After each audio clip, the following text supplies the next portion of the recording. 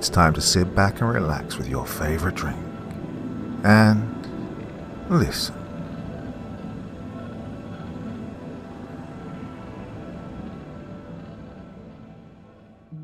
In the late 1980s, a small arcade in New Haven became the center of a string of unsettling rumors. Among the usual flashing cabinets and pinball machines was one that locals remember simply as the fortune-telling machine.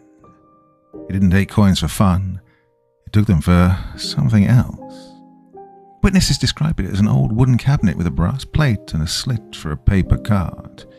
Each time you played, the machine would print a personalized fortune, specific, strange, and sometimes disturbingly accurate. Over one summer, 3 boys became obsessed with it. What began as a game quickly spiraled into fear, secrecy, and, according to some, something much darker. The records from that time are incomplete. Police reports were filed. People moved away, but those who still remember the fortune-telling machine all say the same thing. It knew things no one should have known. This is their story. The Fortune-Telling Machine by Candle Clock. Chapter 1. There's a man inside the machine. I'm sure of it.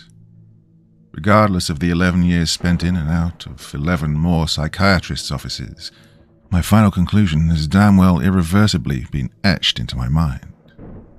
It's only after my age now approaches its 23rd year that I've steeled myself with certain chemical courages that I find myself attempting to revisit through this writing the story of the New Haven incident. The town of New Haven had been my home for 9 years, and by all accounts, up until the end of that summer, had been a very bland, if not safe, place to call one's home. I have very few distinctive memories of what life had been like before that summer. I was an above-average student early on, surprising to consider my current high school dropout status. The New Haven Mall had been built the previous year and finally opened, not a day too early for the kids, mind you, in that early summer. Most children were enthralled by the food court train yard and coin-fueled rides, their mothers and guardians enthralled with gossip, clothing, and shiny new goods to lust for like such pagan ferrets. But the most enthralling and influential place in that mall was, by far, the arcade. I do remember my first impression of that arcade. Its 2 halls of glowing machines illuminating an empty darkness with a near awe-inspiring mystic quality. The prerequisite sounds of a few dozen video game cabinets, titles now referred to only as classics, mixed in with the more organic thumps and fading allure of the pinball tables. There were 2 skeetball machines, 1 foosball table, a terrible variation of the whack-a-mole game replacing said moles with snakes, and the fortune-telling machine. I'd love to be able to cite a manufacturer or specific catchy name, but the only thing written on that machine was on the crude wooden sign hanging from the black drapes that wrapped around the machine. Fortune-telling machine. Well, the fortune-telling machine was older than the rest of the arcade's entertainment. Its coin operation slots were nearly hanging out the front. The bare bit of wood you could see from underneath the drapes looked weather-beaten and ancient. Inside the machine, faced front, was a large glass case with a slightly smaller than life-size animatronic dummy of a fortune-teller. This crude joke of a fortune-teller resembled at best a Western interpretation of a Saudi mystic, at worst a drunken shriner. Its operation was simple. You inserted your coin, pushed a big yellow button on the front, and waited. The fortune dummy would move its head up and down, open its mouth as if saying something, its eyes sometimes wandering what seemed to be exactly towards your face, but would say nothing. Usually after a few seconds, although sometimes within a few anxious minutes, you'd hear the sound of some typeset and voila, your fortune would be presented to you out of the right side of the machine. Each fortune was printed on a small slip of paper, not unlike those found in Chinese fortune cookies. It was, as I've said, a crude and simple machine. Well, that's what we all thought in the beginning. That hazy late summer. It's no wonder the fortune-telling machine did not catch the interest of more of my peers, thankfully. Most of them had already made up their mind when it came to such entertainment. And there were countless users of the 8-ball toy, the girl-favoured and folded paper cootie catcher, and even a few brave and curious children that would mention a Ouija board with either enthusiastic joking or strange reverence. It was, to them and the grown members of society, all fake. None of these devices, in the end, had the same effect on the future of the child in question as that damned fortune-telling machine. All I know was I was one of them. The first fortune I, as well as anyone else I was led to believe, ever received was general and seemingly vague. "You have so much to look forward to." I wasn't impressed, although for some strange reason I kept that slip of paper. I moved on to a starfighter simulation game, slumping into the awkward hard plastic chair, dumped 4 times as much coin inside, tried not to think about the fortune-telling machine. When my starfighter was finally shot down, however, I found myself wishing that I'd spent those coins on more fortunes. A week passed, my mother oblivious to my after-school requests to visit that mall. She'd only spend money on frivolous things on a Friday or Saturday. It wasn't that she had a high moral standard. We were just sort of poor. My father, what little I remember of him, was an electrician, part-time handyman, part-time drunk, and even more part-time husband. Most of the time, he was just not around the house. I never knew if it was work or adultery that kept him away, although our financial state would have leaned more to the latter. As for my mother, as I said, she didn't have a high moral standard. My father's absence was apparently too much, and she soon was entertaining visitors she would only refer to as friends of your father. During those few hours, I was sent outwards, always encouraged to go and find other children to play with.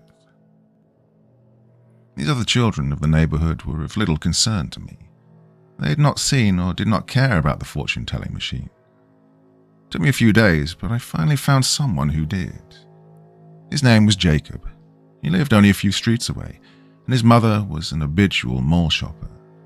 Therefore, Jacob was an experienced mall denizen, what you might call a mall rat. Now, Jacob was 3 years older than myself, just entering puberty and eager to share his experiences, especially those concerning the naked female form, which he'd only seen in magazines. And the fortune-telling machine. "That machine's weird," he told me the first day we met. "You won't believe me, but I heard a voice inside of it." Well, I did not disbelieve him. I'd seen the dummy move its mouth as if speaking, but had figured that it was broken. "Someone must have fixed the machine," I told him, as if my one experience with it gave me rights of analysis. "No, you don't understand," he went on. "The puppet in the front don't talk. It's the thing in the back that writes your fortune. Yeah, I heard it talk. Kind of whispered a few times." I asked him, of course, what the machine had said to him. "I don't really want to tell you. Well, it's dumb and crazy. But I'm not lying. My friend Charlie said he heard it too." Well, with that, I was sold. And in my guts, I developed more of a need than a want to visit the arcade again. "Yeah, I'm going back there tonight. Just come with us. Mum's taking me there in an hour. You won't believe what that machine can tell you." I went home and told my mother about Jacob, the machine, even letting a bit slip out about the girls in his magazines. When I finally got around to asking my mother if I could go with them, the look on her face told me the answer before her lips could. Jacob was a bad influence, and a liar at that, she explained to me. I felt hurt, but she consoled me with promises of a trip to the mall in the next day's afternoon. That night I slept so little, my mind wrapping tight around the mystery of the machine, and slipping away further from the cold logic of my mother. The next day, after lunchtime, Jacob found me on the playground. He'd skipped gym class and was wandering outside the fence. He was disappointed I'd not joined him the previous afternoon for the mall venture. I explained to him my mother's view, but I assured him I didn't share it. His overall demeanor had changed overnight. This Jacob looked worried and paranoid. I told him of my plans to visit the arcade that night, to see for myself if what he'd told me was true. "I heard the thing in the machine again last night," he stuttered out. "It said your name. It said your name, man. I don't know how it knows." Jacob was now welling up with tears, and as he turned to flee, he dropped what he'd been clutching in his hands. It was one of those fortune machine slips, and it read, "Don't tell anyone." Chapter 2. That night, my mother drove like a bat out of hell to the mall. It appeared that to an equal degree, we both wanted something. She wanted to gossip with the other bags over their bags and their husbands' downfalls, and I wanted to dump a few bucks into that damned fortune-telling machine. There was no need for words when we entered the mall. I immediately took off towards the arcade. There were still 4 hours before closing time at least. Inside, there were scarce other children around, which was ideal for a good investigation. I exchanged my dollars for coins and asked the man behind the plastic prize-filled counter if he'd ever heard the voice of the fortune-telling machine. He shrugged and never looked up from his heavy metal magazine, but told me the machine was probably still broken, so no sound from it. I felt relieved, although then slowly became paranoid about Jacob's possible deceptions. The fortune-teller machine was located in the very back end of the second hall. The games next to it either always unplugged or in disrepair. Easier it would be to hear the machine then, I thought. In the first coin went, and I nearly slammed that yellow button in. I waited, yet heard no sounds at all. There was no movement from the dummy, no voice, and no cookieless fortune. Well, I'm not sure how long I waited, but frustration eventually took hold, and I kicked the machine hard, aiming right at its coin slot.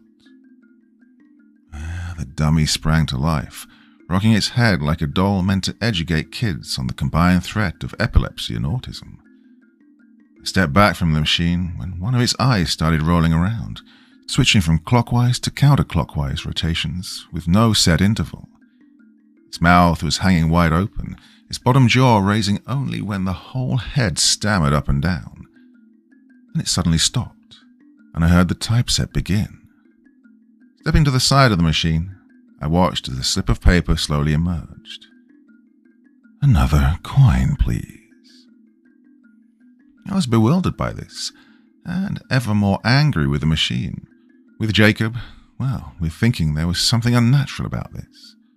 All it wanted was money, and there were no voices. The machine was obviously broke. My spirits were deflated, and to take out my frustration over the whole situation, I went back to the Starfighter. After about 3 games of this, I found my mind wandering back to the fortune-telling machine. I looked back towards it, and to my surprise, there was another kid there at the side, holding a fortune. I nearly shot across the arcade hall and approached him, telling him how the machine must be broken. He just laughed, told me the machine worked great, and that his name was Charlie. I scoffed and asked to see his fortune, telling him about mine. Well, this seemed to unnerve Charlie, and he refused to show me his fortune. In fact, he turned and headed away from me, and as he passed, he stopped to plainly say, "You weren't supposed to tell anyone." I watched Charlie march briskly outside the arcade, and then I quickly put another coin into the fortune machine. Within a few seconds, the dummy sprang to life, this time moving in a normal fashion, as it had with that very first encounter. No sound came from its mimed actions, and I heard the typeset again. I walked around the side to collect the fortune, when I finally heard it. There was a voice, like that of a man, but so low of a whisper it could have been a woman or a child, like a radio from a car driving outside your house, so brief you can't be sure what you've even heard. I'm fairly sure this time I heard it say, "Don't lie." I was weirded out more than a little, but pressed my ear to the machine, straining to hear anything else, trying to find where the voice had originated. There was nothing but silence now. With a scoff, I picked up my fortune, my eyes widening as I read it. You told, didn't you? My paranoia sent me into a near manic state then. I kicked the front and side several times, and even yelled at the machine. How would you know, you dumb machine? You're just fucking broke. I regained my composure, looking around to find that I'd gained some attention. A pack of older kids sitting around the pinball machines, pointing, even laughing. I felt stupid for my outburst, for letting the machine get to me, so I left to find my mother in the food court. Only she wasn't there. Sitting alone, close to the bathrooms, though, was Charlie. Well, he tried to ignore me when I first approached him, simply acting like I wasn't even there. I questioned him about the fortune machine's voice, and what it had told him. He blankly stared at the table, his hands folded inside his hoodie. I got irate and shoved my last fortune slip at him. Well, this broke his act, and he started to take it from my hand, but then retreated back into the hoodie. I don't even want to know. Don't you understand you're not supposed to tell anyone the fortune? He finally looked up at me as he said this. Well, that's a stupid rule. Why would you follow orders from a machine? I told him. What the hell do you think is in the fortune-telling machine? As if that question were just too much, Charlie abruptly stood up and headed into the bathroom. Don't you dare follow me in here, were his only words to me, his facial expression both scared and struggling with the act of indifference. Realizing how awkward it would be to continue any inquiry with Charlie, I turned to leave the food court. I'd been unaware, it turned out, of the older kids from the arcade standing right behind me. There were 5 of them, and they all smiled a near identical, malicious smile. The one in the very front grabbed me by the shirt collar, pulled me close to look in my eyes, and then just laughed and shoved me hard backward. My feet gave out before my back could find a wall, and I fell back and attempted to catch myself on a chair, only managing to knock it over as well. More seemingly mirthless laughs from the group. They then encircled me, all reaching into their pockets at the same time, all finding a small slip of paper, all of them pulling out one of the fortune machine's slips. There's no more laughter as they all drop their paper over the top of me, sending the fortunes tumbling in the air around me, still seated on the floor. I thought for sure from the look in their eyes that the next thing to happen would be violent. This would not be over quickly. Instead, they all just turned away, heading into the bathroom themselves. My nerves were bad then, but even worse when I found all their fortune slips. All of them said exactly the same thing. Don't ever tell or else. My nerves had become so bad at this point that it seems I just blacked out. When I came back to consciousness, my mother was standing with a paramedic over me. They explained I'd fallen and bumped my head. I remembered the 5 older kids then, and how I fell back when pushed. Maybe I imagined our encounter after that, the fact that none of their fortune slips were around me, making this seem much more plausible. I must have knocked myself silly. But then why were there so many paramedics on the scene now? And why were people crying around me? My mom hugged me tight to her and told me that I was lucky to be safe and sound. That's when I saw the paramedics pull the body out of the bathroom, stretched on the gurney and fresh blood seeping through the white sheets in multiple places. Places all over the body. Well, a small body at that. The size of a child. No, the size of Charlie. I started screaming then, trying to tell my mother everything that had happened, that I'd met the kid on the stretcher, about the other kids, about the fortune-telling machine, about... She slapped me hard across the face. She screamed back at me to stop making stories up, and she told me they'd already caught the man who did it. He'd never even tried to flee the scene, although they'd yet to recover the knife. A policeman had ventured over. He asked my mother some questions. Then they turned from me as if to speak without my hearing. There was another officer, a young guy with untrained fright in his eyes, who showed me a photo identification card of a 30-something-year-old man. I'd honestly never seen or noticed this guy ever, and so I told the officer. I was about to tell the officer everything that I actually knew when I saw the detectives leave the bathroom crime scene. As the door swung back slowly, I stared too long, and there on the wall, written in dark crimson, as plain as daylight, were the words, "or else." I didn't care to ask if that was the whole phrase, but then, for the very first time, I felt in real danger. I felt real paranoia. You don't ever tell anyone. That's what the machine told us. Or else. Chapter 3. The ride home was a silent one. My father must have returned to the house while we were at the mall. My mother started crying a little before we entered. She cried more when she saw my father slumped in a stupor in the corner next to a partially opened fridge. I could smell something like bourbon still in the air. Well, I knew the drill, went straight to my room, turning off the light and pretending to sleep.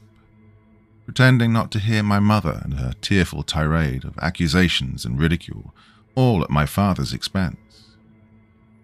My home situation may have seemed terrible, but at that time, in my mind, it was of insignificance.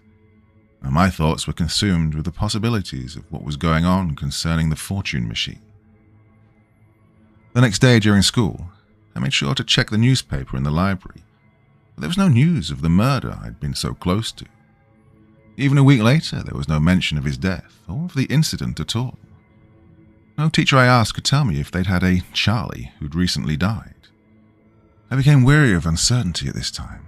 Jacob had been gone from school for the whole week, and sometimes I'd see the face of any one of those 5 jackals, the older kids from that night that Charlie had died.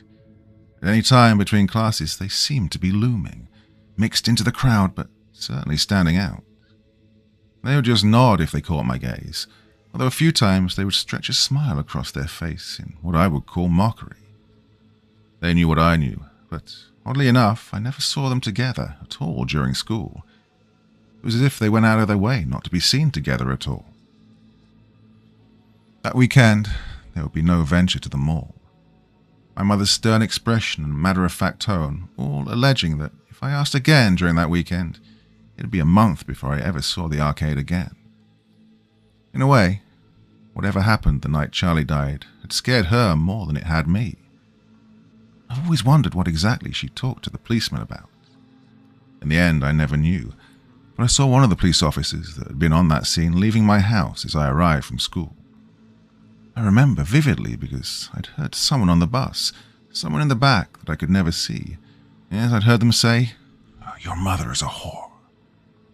She may well have been, as far as I know, but I don't particularly want or need to know my mother's affairs. Not that I'm saying she was having affairs, mind you. Well, I've drawn my own conclusions. You can draw your own. She never seemed concerned or interested in the real danger anyway. That next Monday at school, Jacob had returned. I saw him in the hallway in between classes and asked if he was all right. "I've been pretty sick." He looked in perfect health, with the exception being the overwhelming paranoid expression on his face. He was trying not to even look at me. He was also looking for someone around us, every few seconds checking for something. Or maybe someone. Maybe 5 of them. I began to tell him what I'd seen in the mall when Charlie died. Maybe he even knew him. Maybe he... Then, Jacob punched me in the guts before I got too far. Some kids scattered around us, one yelling for a teacher. Before an adult could split us apart, though, Jacob punched me many more times, and he shoved something in my coat pocket. "Just read it, and only talk to me where it says so. Oh yeah, tell them to suspend me for this."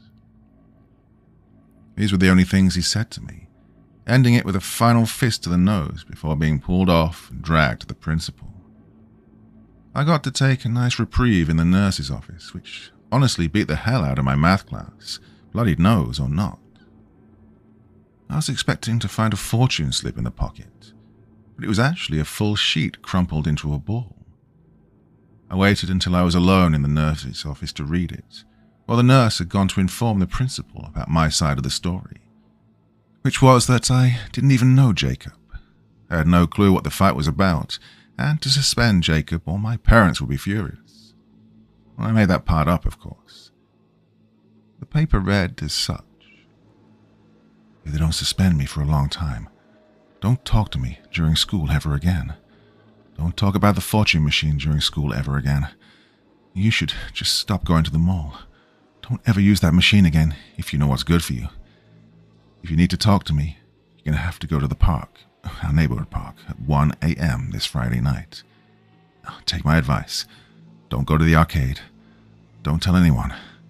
We might just make it out alive. Was this serious? All of Jacob's actions pointed to yes, he was serious. He was in this deeper than I was, and knew more than I did. I had to play by his rules, and he wanted me to play by the machine's rules. Don't tell anyone. Ever. The machine had lost control of Jacob, though. He'd already broken the rule, and so had I as well. Why then the secrecy? Why could we not go to the authorities ourselves? Frustrated, I turned to a copy of the daily paper which I'd seen on the nurse's desk. Again, there was no obituary for Charlie, no uproar over a child murder right in the mall bathroom. But what I did see in that section stopped me cold. It was just a name. Someone I'd never known at that. David Archer. He had committed suicide in the county jail just a day earlier. The paper never said what he was in jail for, or how he committed suicide, if he even really did do that. The name alone, though, was enough to flash me back to that night, and the photo ID the cop had shown me. He'd put his thumb over the name, but not all of it. You know the man who they arrested that night? Well, I don't know him, but I do know that his name was Archer. The nurse walked in and saw me in such a cold sweat and frightened state that she called my mother. Half an hour later, I was in the car, riding back to my house, with my mother silent as a lamb with its tongue ripped out. Well, no, but that's because a wounded lamb shows emotion. And my mother, as usual for that time, had shut it out. She shut out my beating, my plummeting grades, my talk of a mall conspiracy. I grew angrier with her, more irrational as she ignored everything I said, or at least dismissed it as a lie. I never knew why she acted this way, and it haunts me to this day. Was her failing marriage too much to take? To notice the danger her only son was in? Or was she all too aware of the danger? Was the only way to deal with the situation she found herself in to deny it with every fibre of her being? Well, I don't know, and I try not to care. I can't care anyway, because now it's far too late to do anything about it. My mother is long dead. Chapter 4. Jacob got his wish. I would never see him inside school again. My suggestion of suspension brought a smile to the principal's face, who only wished he could do more. The principal had developed an odd limp, and according to sources both student and teacher alike, his limp developed right after his official interrogation of Jacob. Of course, he never said anything publicly about what happened. Of course I kicked him. I knew he'd have to suspend me, Jacob told me later. That Friday night when, against all rational thought process, I met him in the local park at 1 a.m. The rest of the week leading to that Friday went by like a feverish dream. There was the constant presence in the halls of those 5 nameless jackals, never together, but always watching me. A strange rumor began surfacing at school regarding my physical appearance following Jacob's planned attack. Nobody at school was talking about Jacob attacking me. They were all talking about how my alcoholic father had beaten me. My father beat me. My mother was a whore. This was what people really believed of me. With so few friends, so few people to believe, was it any surprise I followed Jacob's instructions? I met him that Friday night, having no difficulty escaping from my house through a screenless window. If I remember correctly, my parents were both passed out. my father on the couch reeking of liquor, my mother crying on the phone until she too slept, exhausted, in the bedroom. I remember running through the night in my pajamas and a fake leather jacket, checking behind my back every few feet for someone to be following me. Frightened, paranoia devouring my sleep, I ran to the park that night. Jacob was perched on top of the monkey bars, motionless like a statue. I walked nearly right under him before he even acknowledged my presence. "You should get away from this. Try to get your parents to leave this town, and you can get away with them," he told me. "I know it killed Charlie. I know it'll probably kill me. But you're not safe either. You know it has other kids watching you. Don't dare use that machine anymore. It only makes terrible things come true. It knows where we live. It knows our names, our mom's names, and it knows what's in your room when you sleep." Jacob must have gone insane after Charlie's death. I thought he must have gone off that deep, deep end. Was it this hard to believe that there was a supernatural force using children like toys, like pawns in a game? I thought about what Jacob told me for a long time, finally asking him how I knew I could even trust him. How did I know he wasn't lying about this whole thing? "Fine. I can see you're not going to give up anyway. Doesn't matter what I do or know anymore. So here." Jacob swung down from the bars and fished a sealed letter from his pocket, handing it to me. "Oh, you already know too much. Read all those and then get the hell out of this town. I'm probably going to have to do something drastic to get my parents to get me out of here, so don't be surprised." Jacob left abruptly. My mind was still reeling, and there would be no goodbyes. He headed off in the direction of his street, staying close to the trees and well into the shadows. I pushed the envelope in my pocket and ran back towards my house, still stopping to look around at intervals, always half expecting one of the jackal children to be right behind me. My heartbeat was pounding in my head when I finally returned back home through the open window. I turned on my desk light and dumped the contents of Jacob's envelope onto the desk. There were several dozen slips from the fortune machine, none of which were dated. They told a disturbing and disjointed story, here of which are the most important to the real story. "There will be a fire tomorrow. He did it with your mother again. You should stop sleeping with the stuffed bear. Why don't you believe me? You told Charlie, didn't you? Your mother keeps her jewelry under the bed now. You should bring Charlie next time. Don't tell anyone ever. You'll be with Charlie soon." Well, that was enough for me. I shoved them back into the envelope and hid it inside my desk drawer. I was still processing everything I'd just read when, wondering how the machine could have known all those things about Jacob. Had there been a fire in Jacob's house? He never said anything about it. There had been a fire alarm go off in school, though, 2 or 3 weeks earlier. I remember hearing that someone set a fire in the boys' bathroom on the 2nd floor. My mind was coming up with nothing but more paranoid theories, so I decided to call it a night. Creeping to the bathroom, I cleaned up, brushing my teeth and finding myself still looking around, watching the mirror behind me. Of course, there was nothing there, only my imagination. Back in my room, I finally put the screen back inside the window and closed it. In the distance outside, I looked too long and began thinking I could see people moving in the woods lying across the street, watching me. This was just the wind, just a trick of my mind. It had to have been.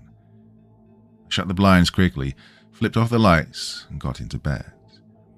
I tried to sleep restlessly, rolling back and forth, eventually putting both hands under my pillow. That was when I found another fortune slip. How had it gotten under my pillow, though? Well, my mind recoiled. I'd been at my desk. Foolishly, I flipped the light switch on so I could read what it said. "Don't leave your window open." Chapter 5. Panic enveloped me like a wet blanket. A wet, sticky blanket full of nothing I could see, but nonetheless still smelling and tasting of that most diabolical, bitter-sweet metallic. I screamed as if I were really bleeding. I was still screaming when my mother finally burst into my room, finding me huddled in the corner, clutching an envelope full of seemingly random and morbid paper slips. I pleaded, I rambled, I begged her to wake my father up, to take us away from New Haven by all means possible.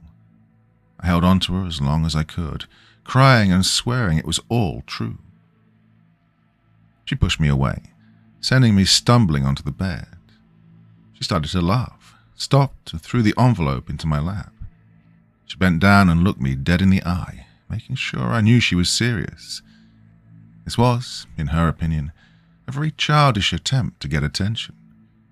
I typed the fortune slips myself, or my friend Jacob had helped with it. It wasn't funny. My father sleeping around was not funny, and suggesting that she was a whore was definitely not going to get any laughs, or any sympathy for that matter. I screamed at her then. I slapped her in the face. I ran into the living room and tried to pull my father out of his alcoholic slumber, only to have him roll over in ignorant bliss. My mother grabbed me from behind, twisted me hard and slapped me across the jaw. She pulled me screaming into the hallway, back into my bedroom, back into the unknown. She would listen to nothing I could say. Each promise of an intruder in our house was met with another stinging slap to the face. By the end, I couldn't be sure if my tears were from terror or physical pain, or still yet the cold, crushing reality that I had no friends in the world, not even a mother to believe in or believe in me. She took the envelope from me, tore it from my hands, making wild threats and promises she would never be able to keep. She took the envelope to the bathroom, dumping all the slips into the shallow waters of the commode. I watched as Jacob's fortunes, his story, his evidence of the truth that was gone forever. If I disturbed her again that night, another promise she made, I would be grounded for a month. All I could do was mumble some complacent words and inwardly laugh with a feeling more of tragedy than comedy. My mask had turned on me. There's not a damn thing funny about this situation. I waited at the door, listening for her to return to the bedroom. What I heard were muffled arguments from the living room, more terrible accusations towards my father. I heard the front door open and his truck start, but it was far too early for work. I wanted to cry then, but there was nothing left. Finally, I heard her return to the bedroom. I made a clean sweep of my room, checking the closet, under the bed, any place one could conceivably hide. There was nothing, of course. This was a scare tactic. Or was it? What if whoever left the message was hiding in my house? It may seem selfish, it may make you think that I had no love for my mother, but I locked my door and pushed a chair under the knob. Nothing was in my room, and nothing would get in. I finally passed out with the sunlight just beginning to shine through my blinds, the hours leading to my slumber filled with nothing but unraveling psychosis and multitudes of paranoid delusions concerning just what the hell was going on. Was my mother in on it? Why had she not cared? Why did she not wake my father? Why the hell wouldn't she believe me? These were some of the many fruitless thoughts I was forced to examine in those early hours. I'd be awarded with what could only be a few minutes of sleep, perhaps an hour at most, before a knocking at the window awoke me. I slowly and carefully looked out through the blinds, praying that it was Jacob or anyone but someone with ties to that fortune machine. I was relieved to see there was nobody on the other side of the glass. Must have been my imagination. It would have all been in my imagination, save for the slip of paper taped to the other side of the window. The paper read, "That was a bad idea." I opened the window and grabbed the fortune slip from it, checking all around for any sign of Jacob or any of the Jackal kids, but, of course, there was no one. I yelled outside. No, I screamed for them to stop. For anyone to stop. It wasn't funny. It never was. I screamed at them until I was hoarse, until I was sure my mother would be banging on the door and furious. But the house was silent. I was the only one disturbing anything. I pushed the chair from under the door and unlocked it, exiting my room on tiptoes and riding my fear. What had been a bad idea? When I talked to Jacob, leaving the window open, trying to get my mother to listen to me. I didn't know what the slip meant, really. I didn't know what the slip really meant then, and I don't really understand what it means now. The only thing to understand was the blood-covered handprints on the walls, the smudging and pulling and dragging of someone from the bedroom into the kitchen. Here, I fully understood what had happened. The knife drawer was pulled completely out, and numerous glistening wet and red blades adorned the floor, some piled into the sink. I wandered the house, looking in each room and closet and even under the couch. I knew that she was dead, and deep down inside I'd known that she would be. I tried to warn her. I tried to make her believe what I did, what Jacob did. This was all Jacob's fault. My fear became anger, became something else after that. I grabbed the phone and called my father's workplace. All I would ever hear was the answering machine, though. I returned to my room, put anything important in my backpack, and got the hell out of the house. There would have been no tears at all during my escape, but on the steps outside, there were 3 more slips of paper, taped down, one on each step. We miss you. You should see what she looks like now. Chapter 6. I ran from my house, the only home I'd ever really known, as unstable as it may have been. I had no place to go, was panic-struck and alone, more alone than I'd ever felt in my life. The only thing guiding me was a vivid need for the truth. Alas, as many have said before, sometimes the truth can be too hard to handle. Instinctively, I headed towards Jacob's house. The morning air was thick. The sky was darkened with thick clouds strangling out the sun. It was impossible to have a sense of time. It was the early morning and my mother was dead, or at worst, she was still dying somewhere. My mind would rewind with every few feet I took back to those damn fortune slips on the steps. There were sirens in the distance, maybe only a few streets away. Maybe they were at my house already. But I'd never dialed 911. Maybe my father had returned, had slept his drunkenness off in a parking lot, just as he had in the early mornings before. Oh, I could only imagine his expression when he'd discover all that blood. I was close to Jacob's now, the sirens becoming further and further off. The sky had become darker, as if the grey clouds were being created at a rapid pace. I was thinking over just how I would confront Jacob, how to gain entrance into his house, when I noticed the front door was already jarred open. I pushed it inwards and nearly fell over. Blood everywhere. Chaos. No patterns or directional marks like I'd seen at my own house. I yelled for Jacob, for anybody, but there was no sound in return. I heard no movement anywhere in the house, so I looked around. I found Jacob's room on the 2nd floor. Door open and nearly every item dismantled and strewn about, as if a small tornado had formed right there. A vortex of chaos. Broken television and VCR boxes, splintered remains of a chair. Scattered among it all, more fortune slips. I read only a few of them, or maybe I could only remember that few. God, it was such a long time ago, and that day would have made anyone try to forget. What I read in Jacob's room was madness. The slips of paper made no sense. Many of them had names of other kids, their mothers, with certain dates and times. There were many slips with Charlie's name mentioned, and then I found my name, and my mother's name, and my father's name. And on these slips were more times, more dates. I should have taken as many of those slips as I could, but who was I to know what insane events the next few hours would bring? Finding nothing of use in Jacob's room, I headed downstairs to leave the house. There on the inside of the front door was another slip of paper taped, perhaps the clue that had pulled me back to Jacob's with such fierce gravity. Mom says hi. Me and Jacob are at the arcade. I felt all the rage sweep up through my torso. I ripped the paper from the door and tore it apart right there. Inside, I was bending. My mind was warping under the weight of the unanswered questions I'd found myself buried under.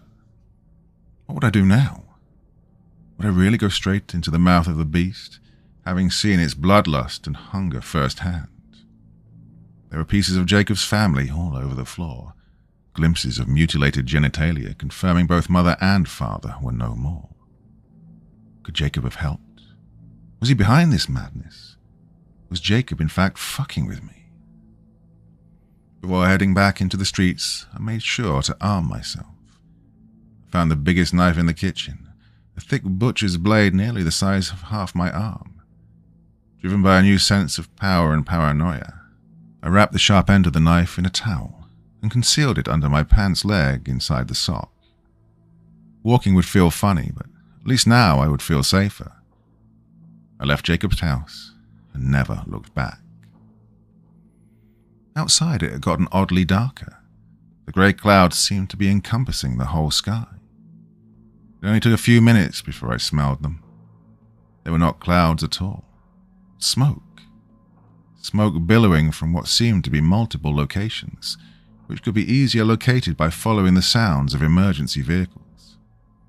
The danger and tragedy that day were never mine or Jacob's alone, that was for sure.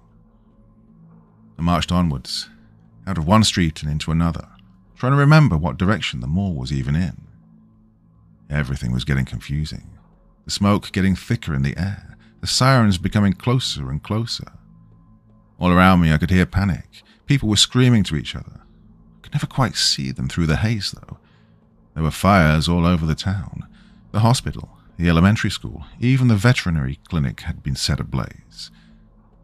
Was this a spontaneous act of multiple arson? Or was it simply a distraction? I found myself walking on the main highway, heading towards the school and still aimed towards the mall. Behind me the sound of sirens, a legion of them it seemed, quickly approached. I moved from the road and sat in the ditch by the roadside. Soon after, the smog revealed a whole fleet of fire trucks, police vehicles, and speeding ambulances. Not a single one was a New Haven vehicle. They were all from two different adjoined towns. This was crazy. This was like the apocalypse without warning. There would be no horns, vials, angels, or seals. I was back on the road, thinking about the meteor wormwood when it hit me. Not wormwood, of course, but a stray cop car. When I came to, I was in the back seat of the cruiser, locked tightly. My backpack was gone, but I still felt the knife secured by my ankle. I yelled at the man up front, who appeared to be crying his eyes out. He was holding the envelope Jacob had given me, shaking his head as if arguing with himself about something. He looked back in the rearview mirror and wiped the tears away before beginning to talk. "I'm sorry. I really am. This has gone too far. I need my son back. I need my family back. God, it's not fair what he did. You know what he did." At this, the man twisted his face back to see me. I'd read nothing but pain and hate. Over the radio, someone asked him where he was, what his location was, and demanding he go to the school where the fire was out of hand. He turned it off and chuckled right as we passed the burning school and the army of cops and firemen. I screamed at him. Why wasn't he helping them? Just where was he going?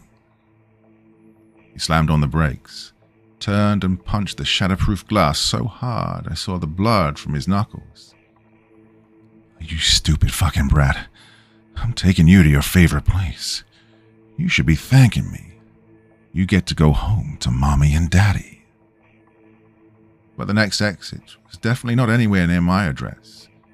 Instead, we were going straight to where I suddenly feared the most. Straight to the mall. Straight to an unknown hell. Chapter 7. The mall parking lot was vacant as far as the eye could see when the officer pulled in to park by the food court entranceway. I knew it was a Saturday and the mall would open later than usual. Shit, there should have at least been custodians there. Instead, there was just a lone child waiting outside. One of those 5 jackal children. The officer nearly threw me out of the back seat, dragging me towards the entrance to meet the other kid. I remember thinking it was raining, but it was really the officer's tears. He cried with a sense of joy as he approached the child, most assuredly his child. He threw me to the ground in a corner by the doors and embraced his son. He wept, he cried, he told him everything was all right, all was forgiven, all would be well. This is when the kid pulled the officer's gun from the holster and shot him right in the face.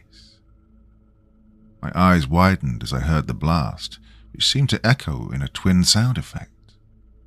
It may have been the music of physics, of entrance and exit wounds, may have been my imagination. Either way, the man's pink and grey matter lay on the cement before his body finally slumped into rest. The kid showed no remorse in killing his father. In fact, he seemed to relish the act. He bent down to look into his father's shattered face and whispered to him, "It's okay to die. You're never my real dad anyway." Then he started to laugh. No, to fucking cackle like a hyena hooked to a nitrous canister. Which is when I pulled my ace in the hole, the butcher's knife from my sock.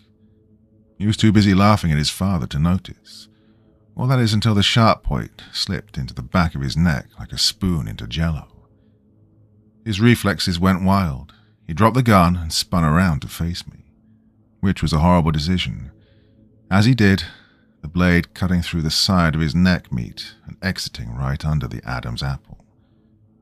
Well, I'd meant to cut his throat, I won't lie, but this was something much more horrible. Not a clean kill by any means. He bled out in a matter of what seemed to be seconds, his consciousness fading forever, a look of pure shock and wild ignorance becoming his death mask. I felt nothing for either father or son. I wiped my knife off on my pants leg, returned it to its hiding place, and picked up the officer's handgun. I thought momentarily about running away then, using the cop's radio to get help. Well, part of me wanted this, but the other part had gone too far and had seen too much. Nothing to do but see it through until the end, so to speak. I pushed through the food court doors, gun drawn and expectant. Well, I was expecting what might be called the worst. What was inside those doors, however, was a few fathoms past my definition of the worst. The smell of gasoline and kerosene mingled to greet me as I passed through, not just a trail, but what looked like the aftermath of a flammable rainstorm. The food court tables had been piled into the center of the place, creating a grand platform for an even grander monstrosity. Piled one on another like savage bloody bricks was nothing but women, nothing but mothers. My mother, she adorned the top of the pile, slumped lifeless like a frickin' necrotic Christmas angel, the sparkling dead star on the tree that was never there. I fell back in astonishment, in a yet still unformed horror. I felt myself about to black out again. Only the sudden movement from the bathroom raised my arm and my aim. Jackal children, smiling and oblivious. Only now they were more than the original 5. There were as many as there were dead mothers on the tables, perhaps more. My vision was blurred, my blood boiling, the mental image of my mutilated mother cutting through like a bad migraine. I'd never fired a gun before, but then again I'd never killed anyone until a few minutes before that. I waved the firearm back and forth at them, threatening them to stop their approach. This had no effect, and although I'd never fired a gun, I knew there would never be enough bullets for all of them. Instead, I pointed the gun right towards my own cranium. All the jackals stopped dead in their tracks. I laughed, I gasped in disbelief at this absurdity. Could I have really been the center of this absurd madness? Was I the linchpin holding this blood-soaked universe together after all? Well, of course not. A long hand from behind and above me suddenly grabbed the gun away. I spun around to see my own father. Not just him, a whole troop of fathers. The heroes had arrived at last. Or not. Over half of them dropped to their knees when they saw the food court centerpiece. Some managed to crawl weeping towards the pile of wives. Others ran and tried in vain to sort through the bodies. The jackal children rose in a chorus of laughter, of pure or impure delight at the weakness of their fathers. Then they parted like an adolescent Red Sea, and Jacob appeared. They pushed him to the front, shaking and crying like a baby, until he was down on his knees holding the longest fortune machine slip I had ever seen. He started to speak, and even the grief-stricken grown men stopped to listen. You have all failed your wives, failed your children. You are all guilty of adultery, of abandoning your families, of abandoning your wives, your children, and your God. You will all die today. You will all die soon. You will all die in pain and anguish and sorrow in the fires of hell. You are all damned. You are all fools who try to make your own fortune, and you will all... I was sure Jacob would continue, but instead, half of his face just blew off. In fact, I think they saw the damage done before I heard the gunshot, my father aiming the pistol right over my head. He didn't stop pulling the trigger until there were hollow clicks, and the front line of the jackal children had fallen into final sleep. And then there was nothing but chaos. The jackal children screamed and drew their mothers' blood-soaked knives, lunging forwards at their fathers. My father, it turned out, was not the only one with a gun. I threw myself across the floor and rolled as far as I could until I smacked into a wall, or maybe my father pushed me. The clash ensued, the slitting of muscle, confetti of exploding flesh, the scraps of adult and child alike adorning the floor. And in the middle, I clearly saw my father. He looked at me and smiled. Then he aimed at the floor and fired. The flames started there, sweeping all around the food court, finally traveling back to ignite the pile of our mothers. Unspeakable cries and screams rose from both sides as I scrambled for cover, running straight into the men's bathroom. I grabbed the trash can and pushed it against the door, then slid underneath the sink counter, trying to buy some time and think my way out of the surreal, chaotic nightmare it surely felt like I dreamt myself into. I stared at that door, listening to the cacophony of generations clashing outside for what seemed to be eons. Gunshots, one after another, getting closer and closer. Then there was a break of silence. My heart was about to burst through my chest, my nerves no longer connected to my brain. Then it burst through the door, shoving my cheap barricade away like the trash receptacle it was. He was still on fire, half of his body covered in an unknown degree of burns as he awkwardly pointed the revolver at me. I panicked, slid and rolled as low as I could, feeling the pieces of bathroom tile shatter close to me as he fired. Once, twice, and then a click. My hand moved without my own accord then, some deep genetic survival instinct overtaking me, flashing back to days of unequivocal violence, back when men took their women and killed other men's children.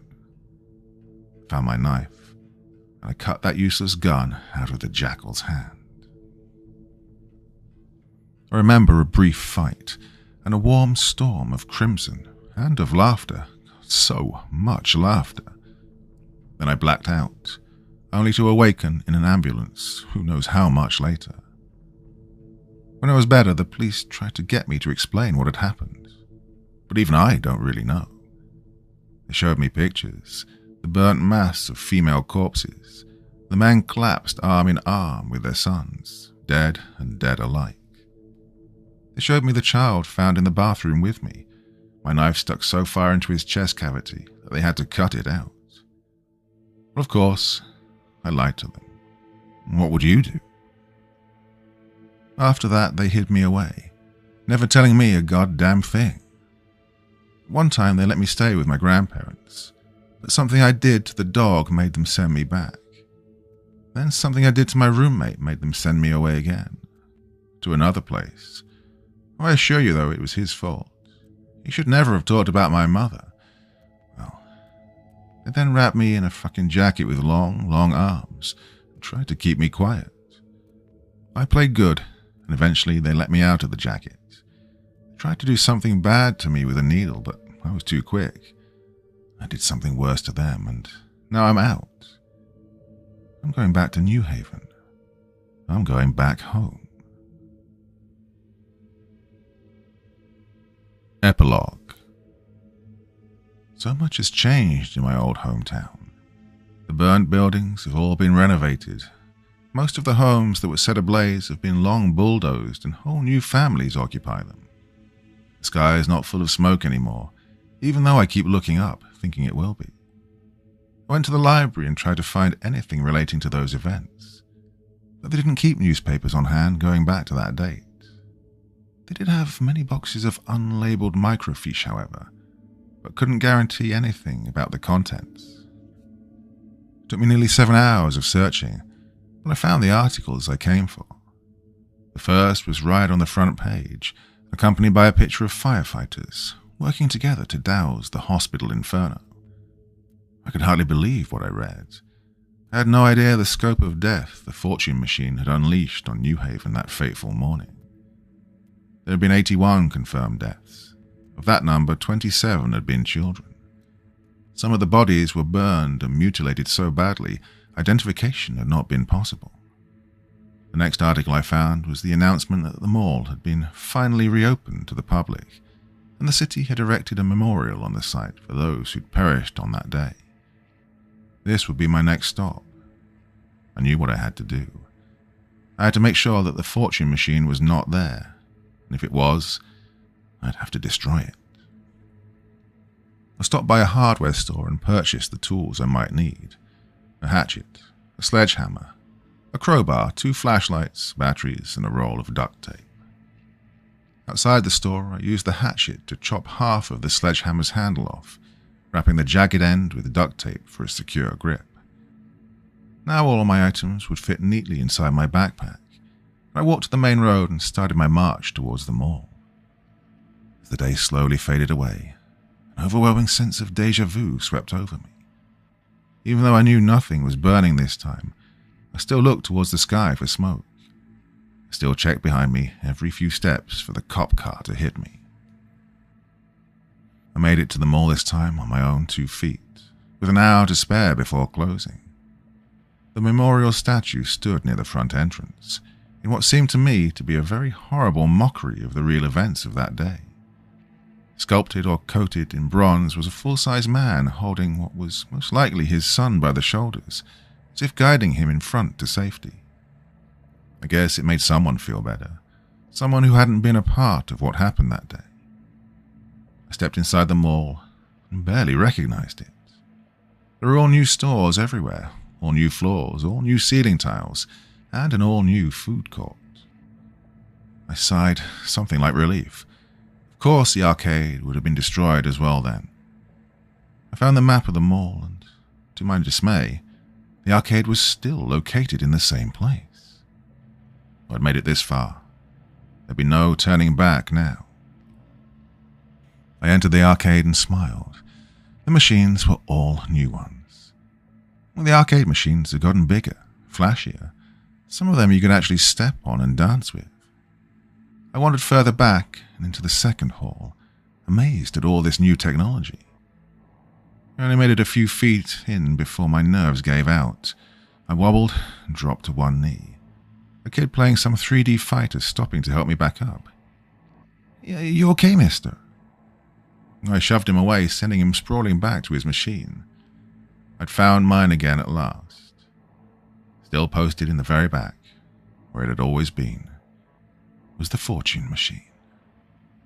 I ran to it and started shoving coins in, slamming down the yellow button, hardly being able to wait for what it would tell me. But the machine was dead silent. This time it really was broken. The kid had followed me and said from behind, "Mister, that game has never worked. Don't waste that money," as he eyed my coins. So I made a deal with him. For all my coins, he'd go and distract the man at the counter, get him to chase outside of the arcade.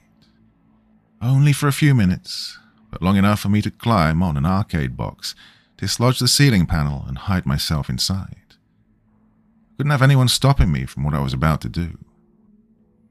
I waited for what seemed to be a small eternity up in the ceiling, until finally I heard the entrance gate slammed and locked tight. After a few more minutes, I dislodged the panel again and climbed back down. I turned on my flashlight and scouted the place one last time to make sure I was all alone. Just me and whatever was in that fortune-telling machine. Just me and the truth now. First, I tried to simply slide the machine off the wall, but it was going nowhere. Next, I tried to pry it free of the wall using the crowbar. Still, there was no budging it. The crowbar barely slipped behind the wooden frame before hitting something hard and ungiving. I'd have to take the direct way then. I picked up my hatchet and swung downwards, smiling as the wooden frame shattered. Then I hit something much sturdier, and the reverberation knocked the hatchet from my grip. Shaking, I pulled the rest of the wooden sideboard off to reveal a concrete structure built right into the wall. No wonder nobody had been able to move the damn machine. It was a good thing I'd brought the sledgehammer. Within a few minutes, I'd caved in a large enough hole to crawl through. I grabbed a flashlight and pointed it inside. I could see what was clearly a typewriter on the opposite side of the concrete box, right next to the fortune slot. Strangely enough, there were no wires, no connection at all between the antiquated typing device and the rest of the machine. I slid inside, shining the light at the front, expecting to see a circuit board for the fortune puppet. Instead, there were strings and wooden handles, the type of thing you'd expect during the marionette shows of the 19th century. There was no coin box to collect anything from the front. The coins simply dumped out onto the floor. It seemed this whole thing, the whole fortune-telling machine, was all of analog control. Which meant someone had orchestrated this terrible thing. A real person at some point. I turned around to face what should have been the back wall of the arcade, but instead there was an entranceway to a downward set of stairs. It was a good thing I wasn't claustrophobic, because the space was getting increasingly tight. There was no possible way the booth and the stairway could have been constructed for use by more than one person. There was a sharp turn at the bottom of the stairs, leading into a larger room than the fortune booth. With a firm grip on the flashlight, I walked inside to what looked like a prison cell. There was a long concrete shelf running along the sides, with notebooks, journals, and everywhere dust-covered fortune slips. I walked inside and picked up a journal, dusting the front off to read. Inside were accounts of adultery, of secret love shared between married men and women. There was no love in the way it was written. He took great pride in seducing these women by getting them to believe their husbands were just as untrustworthy as he was. It was a sick game he'd played with both adult and child. The man who wrote this took every opportunity to document what he found in every room of each house, where the valuables were, where their weapons were kept, and of course what their children looked like. There were photographs of each child. I stopped looking at the journal because I remembered all of their faces. Well, curiosity was too much to control, so I moved on to other notebooks on the shelves. There were maps of the town, older than when I was born. An incredibly detailed blueprint of the original sewer system, one that ran right under the mall. I found another blueprint after that, this time the schematics and instruction for building a whole new fortune-telling machine, with a whole other notebook dedicated to how to bait children with it. Well, I stopped looking. It was like an information overload. I turned to head back upstairs, screamed in shock when I saw what was sitting in the corner. The skeleton of a man, most of his skull missing, and a shotgun beside him, one skeletal finger still loosely touching the long-pulled trigger. He was the madman behind all those dead. He was the man who split apart all those families. He was wearing exactly what my father had been wearing the last day I saw him. It all suddenly made sense. why he was gone so often, how he'd gained such easy entrance into everyone's lives, and why he was always so secretive. Well, he was an excellent handyman, a builder, an electrician, and by God, I remember that he was part of the contractors who built this damn mall. Slowly made my way over to his corpse. What I saw nearly blacked me out. But I'm older now and stronger in my nerves. A final slip of fortune paper, yellowed with age or perhaps his own flesh as it decayed, sitting in his skeletal clutch. It's your turn now, son. Put all of my father's books and notes into the backpack, retrieved my sledgehammer, and found my way out into the old sewer system. It'll take more research, of course. I'll have to visit many of the old towns in this country. But I know that I'll find a place to make my own fortunes. Aftermath. I made my own fortune-telling machine based on these events. I never released them. I'll never forget these events. Never. And I'll always remember killing Charlie.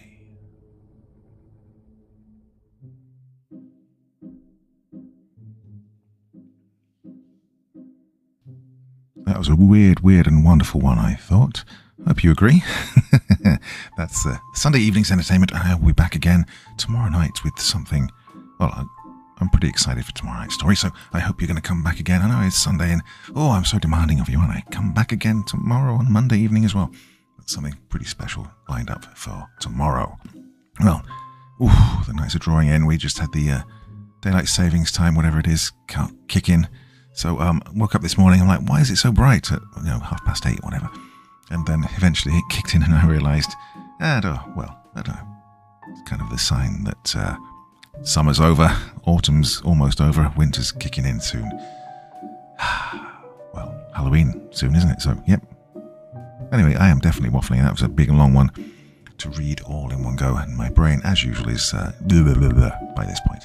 Anyway, thanks for listening, as always, and I will see you again tomorrow night. Till then, sweet dreams, everyone.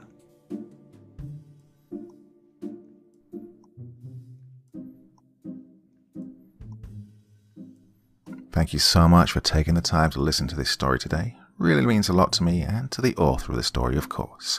Well, if you want to know more about me, I'm pretty much everywhere on social media. You can find me on Facebook, Twitter, Instagram. You can download my music on SoundCloud. I've got a Patreon if you feel like. Throw me $1 or $2. Very much appreciated. And of course, on Reddit, I have a place where you can leave stories if you want me to read one that you've written. Well, hoping to see you all again very soon. Till then, sweet dreams. Bye-bye.